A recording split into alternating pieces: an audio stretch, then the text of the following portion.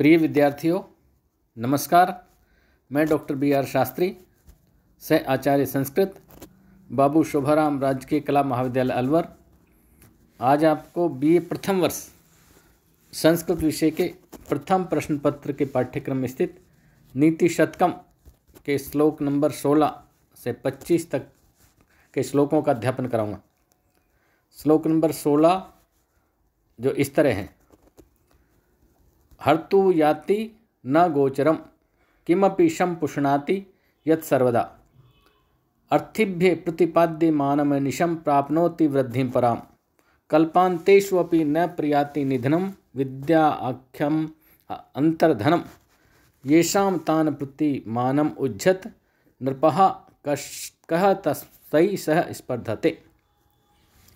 इसमें राजऋषि भर्तृहरि ने कहा है, राजाओं के लिए उपदेश दिया है। राजाओं से कहा है कि हे राजाओं, आप लोग विद्वानों के प्रति ईर्षा मत करो, अहम मत करो। आप ये मत समझो कि तुम लोग विद्वानों से, कवियों से बड़े हो, क्योंकि विद्वान से बड़ा कोई नहीं हो सकता। और वो विद्वान कैसे, उसमें विद्वानों के लक्षण बताएं कि केवल नाम के विद्वान नहीं, ऐसे विद्वान कि हर्तु, जिनके पास विद्यारूपी धन है। और वो धन कैसा है? हर्तु याति, जिसका हर्तु याति न हरण किया जा सके। हर्तु माने हरण, न हर्तु याति, जिसका कोई हरण नहीं कर सके, जिस विद्यारूपी धन का कोई चोरी नहीं कर सके। और न गोचरम, न ही वो जो दिखाई दे, वो दृष्टि पथ में भी वो धन नहीं आता है। विद्यारूपी धन को कोई देखता नहीं।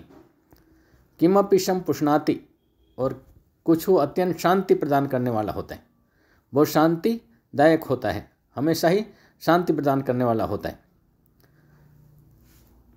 यत् सर्वदा अर्थिभ्य, और वह धन ऐसा धन है जो सर्वदा हमेशा अर्थिभ्य माने याचकों को, अपने शिष्यों को, वह अर्थिभ्य याचकों को या शिष्यों को, अभ्यर्थियों को प्रतिपाद्य मानम, बांटने पर, वह याचकों को या अपने शिष्यों को और बांटने पर अनिशम प्राप्नोति वृद्धिं पराम, अनिशम रात दिन, निशम हर निशम है, वैसे अनिशम रात दिन प्राप्नोति वृद्धिं पराम, निरंतर वृद्धि को प्राप्त करता है और बढ़ता है।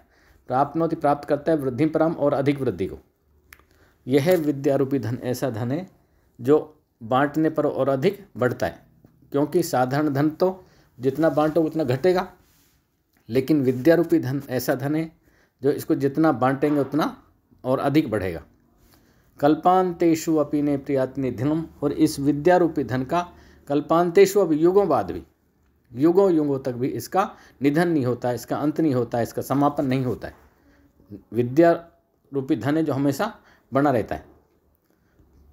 तो विद्या आख्यम अंतर्धनम, ऐसा विद्या रूपी छुपा हुआ धन, ऐसा विद्या रूपी छुपा हुआ धन, ये सामान्य जिनके पास है, जिनके पास ऐसा विद्या रूपी छुपा हुआ धन है जिसका ना कोई हरण कर सके, ना वो दिखाई दे, बहुत असीम शांति प्रदान करने वाला होता है, और जो हमेशा अर्थिभ्य याचकों को बांटने पर बढ़ता है और अधिक बढ़ता है, जिसका युगों बाद भी जिसका निधन नहीं होता, समाप्ति नहीं होती, ऐसा विद्या रूपी धन जिन विद्वानों के पास है, तान प्रति मानम उज्जत, है नृपः मन है राजाओं, तान प्रति उनके प्रति मानम मन अहंकार, उनके प्रति तुम अहंकार, उज्जत माने छोड़ दो, उनसे अहंकार मत करो, उनसे बड़े मत बनो।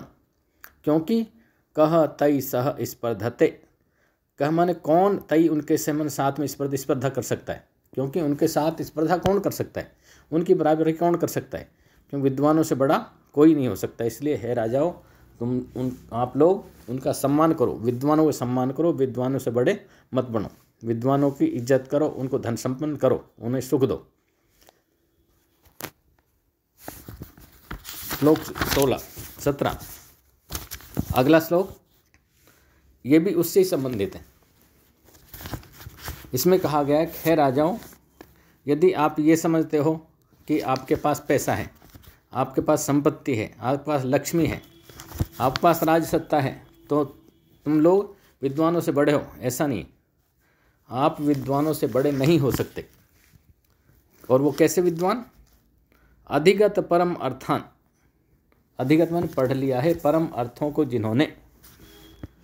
जिन्होंने परम अर्थों को पढ़ लिया, परम ज्ञान को पढ़ लिया है, ऐसे पंडितानंद विद्वानों को प्रति माँ अमंस्था, उनके प्रति उनका तुम अपमान मत करो, माँ अमंस्था अपमान मत करो। तृणम इव लघु लक्ष्मी तेन लक्ष्मी ने एव तान संवृद्धि, क्योंकि तृणम इवन तिनके समान, लघु लक्ष्मी तुच्छ लक्ष्मी, क्योंकि आपके पास क्या है? लक्ष्मी है, और लक्ष्मी क्या? तुच्छ है, तिनके के समान। लक्ष्मी की कोई कीमत नहीं होती। तो तृणम इव लघु लक्ष्मी, तिनके के समान जो तुम्हारे पास तुच्छ लक्ष्मी है, आपके पास जो तिनके के समान तुच्छ लक्ष्मी है, ने एव तान संवृद्धि, आप उसके बल पर उनको रोक नहीं सकते। आप लक्ष्मी के बल पर उनको रोक नहीं सकते कि लक्ष्मी के बल पर उनको रोक लो लालच देकर, क्योंकि जैसे कि अभिनव मद लेखा श्याम गंडस्थल नाम, अभिनव माने अभी अभी निकली है, गंडस्थल पर मद की रेखा जिनके, ऐसे हाथियों को, अर्थात युवा हाथी। अभिनव मद लेखा श्याम काम गंडस्थल नाम, जिसके गंडस्थलों पर अभी अभी मद की रेखा निकली है और उस रेखा से शामिल हो रहे हैं गंडस्थल जिसके ऐसे हाथियों को, अर्थात मदमस्त हाथी, युवा हाथी। ऐसे हाथियों को न भवती, नहीं है संभव, विस्तंतु वार्णम, वार्ण नाम हाथियों को, ऐसे हाथियों को न भवती विस्तंतु वार्णम, कमलनाल के रेशों से रोकना संभव नहीं। कमलनाल के रेशों से रोका नहीं जा सकता। जैसे मस्त और युवा हाथी को कमलनाल के रेशे से नहीं रोका जा सकता, उसी तरह जिन विद्वानों ने परम अर्थों को पढ़ लिया है, परम ज्ञान को प्राप्त कर लिया है, उनको आप लक्ष्मी के बल से नहीं रोक सकते। इसलिए आप उनका अपमान नहीं करें, उनका सम्मान नहीं करें। उनका सम्मान करोगे तभी उनको रोक पाओगे।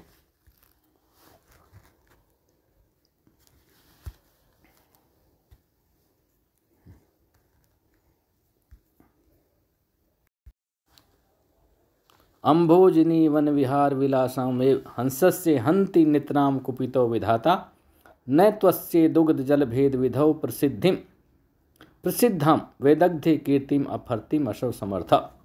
इसमें भी राजाओं के लिए उपदेश दिया है। राजऋषि भर्तृहरि ने राजाओं के लिए उपदेश दिया है नीति शतक में कि हे राजाओं, आप विद्वानों की विद्या को, उनके ज्ञान को, उनकी निपुणता को छीन नहीं सकते।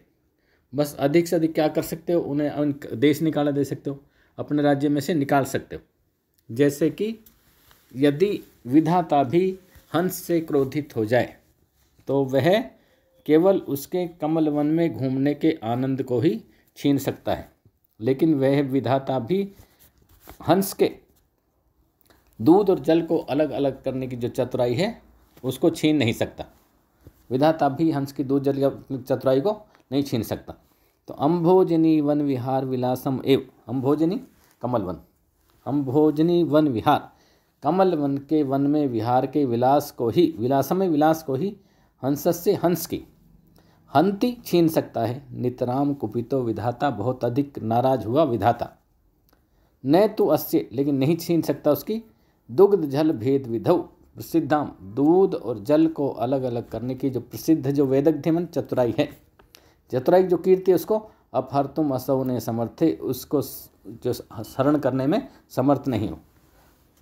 विधाता भी हंस की दूध और जल को अलग करने की जो चतुराई है उसको हरण करने में समर्थ नहीं है।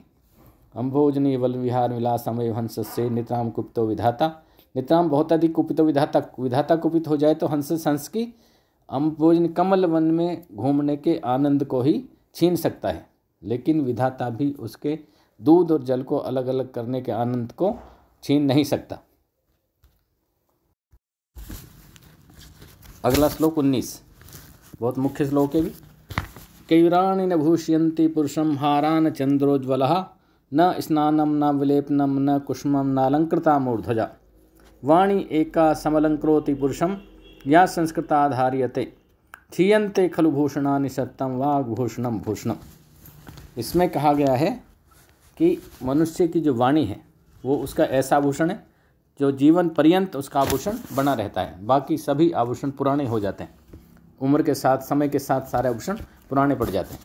तो इसमें कहा गया है कैयूराण माने बाजूबंद, कैयूराणी न भूषयंती पुरुषम, बाजूबंद पुरुष की शोभा नहीं बढ़ाते। पुरुषमन पुरुष की, हारान चंद्रोज्वला, और ना ही पुरुष की शोभा चंद्रमा जैसे उज्ज्वल हारों को पहनने से बढ़ती है। हारान चंद्रोज्वला, न ही चंद्रमा जैसे उज्ज्वल हार पहनने से बढ़ती है। न स्नानम, न स्नान करने से, न विलेपनम, न चंदन इत्यादि का लेप करने से शोभा बढ़ती। न कुसुमम, न पुष्पम, न अलंकृता मूर्ध्वजा, न ही बालों को फूलों से अलंकृत करने से शोभा बढ़ती।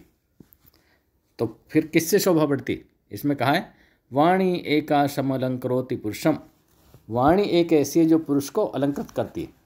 वाणी एका समलंकरोति पुरुषम, वाणी ही है जो पुरुष को की शोभा बढ़ाती है, अलंकृत करती है।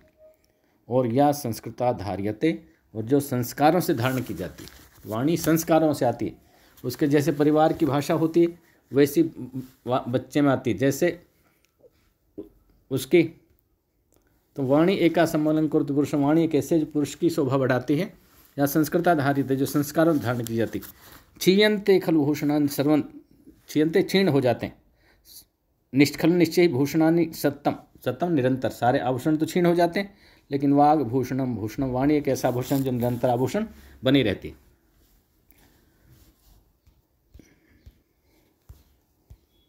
श्लोक नंबर 20। विद्या नाम नरश्चे रूपम अधिकम प्रच्छन्नम गुप्तधनम, विद्या भोग करी यशे सुख करी, विद्या गुरुनाम गुरु, विद्या बंधुजनों विदेश गमने, विद्या परम देवतम, विद्या राजसु पूज्यते, न ही धनम विद्या विहीने पशु। इसमें कहा गया है कि विद्या ही मनुष्य का सबसे बड़ा रूप, विद्या नाम नरस्य रूपम, विद्या नर का सबसे बड़ा रूप है।